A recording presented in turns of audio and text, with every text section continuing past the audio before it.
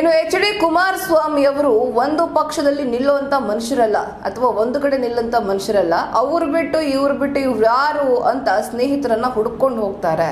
ಎಲ್ಲಿ ಅವರಿಗೆ ಅಧಿಕಾರ ಸಿಗುತ್ತೆ ಅಲ್ಲಿ ಹುಡ್ಕೊಂಡು ಹೋಗ್ತಾರೆ. ನಾವು ಕೂಡ ಅವ್ರ ಗರಡಿಯಲ್ಲೇ ಬೆಳೆದವರು, ಹಾಗಾಗಿ ಅವ್ರ ಬಗ್ಗೆ ನಮಗೆ ತುಂಬಾ ಚೆನ್ನಾಗಿ ಗೊತ್ತಿದೆ ಅಂತ ಮಾಗಡಿ ಶಾಸಕ ಎಚ್.ಸಿ.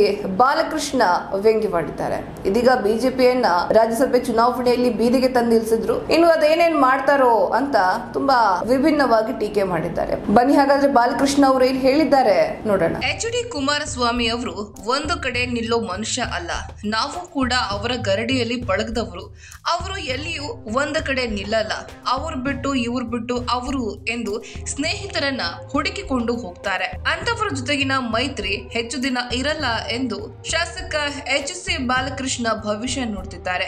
ಮಾಗಡಿಯಲ್ಲಿ ಸುದ್ದಿಗಾರರೊಂದಿಗೆ ಮಾತನಾಡಿದ ಅವರು, ಈಗಾಗಲೇ ಎಚ್.ಡಿ.ಕೆ ರಾಜ್ಯಸಭಾ ಚುನಾವಣೆಯಲ್ಲಿ ಬಿಜೆಪಿಯನ್ನ ಬೀದಿಗೆ ತಂದು ನಿಲ್ಲಿಸಿದ್ದಾರೆ. ನಮಗೆ ಇರುವ ಸಂಖ್ಯೆಯ ಆಧಾರದ ಮೇಲೆ ನಾವು 3 ಸ್ಥಾನ ಗೆಲ್ಲಿಸಿಕೊಂಡಿದ್ದೇವೆ.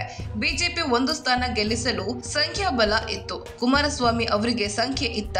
ಕೇವಲ 19 ಜನರನ್ನ ಇಟ್ಕೊಂಡು ಕುಪೇಂದ್ರ ರೆಡ್ಡಿ ಗೆಲ್ತಾರೆ ಎಂದು ಓಡಾಡ್ತಾ ಇದ್ರು. ಇದರ ಅರ್ಥ ಏನು? ಕ್ರಾಸ್ ವೋಟಿಂಗ್ ಬಿಜೆಪಿಯವರಿಂದ ಆಯ್ತು ಎಂದು ಸುದ್ದಿ ಕೂಡ ಕೇಳಿ ಬಂತು.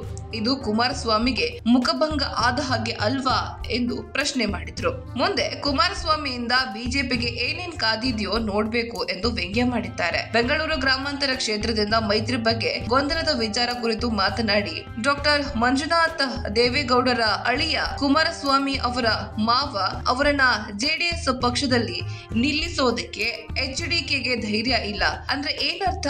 ಈ ಕ್ಷೇತ್ರದಲ್ಲಿ ದೇವೇಗೌಡರು ಗೆದ್ದಿದ್ದಾರೆ, ಕುಮಾರಸ್ವಾಮಿ ಸಹ ಗೆದ್ದಿದ್ದಾರೆ. ಗೆದ್ದಿರುವ ಕ್ಷೇತ್ರದಲ್ಲಿ ತನ್ನ ಮಾವನನ್ನ ಗೆಲ್ಲಿಸಿಕೊಳ್ಳಲು ಆಗಲ್ಲ ಎಂದರೆ ಪಕ್ಷ ದುರ್ಬಲವಾಗಿದೆ ಎಂದರ್ಥ. ಬೇರೆ ಪಕ್ಷದಿಂದ ಅಭ್ಯರ್ಥಿಯನ್ನ ಮಾಡ್ತೀವಿ ಎಂದು ಹೊರಟಿದ್ದಾರೆ ಎಂಬ ಮಾತು ಕೇಳಿ ಬಂದಿದೆ ಎಂದಿದ್ದಾರೆ.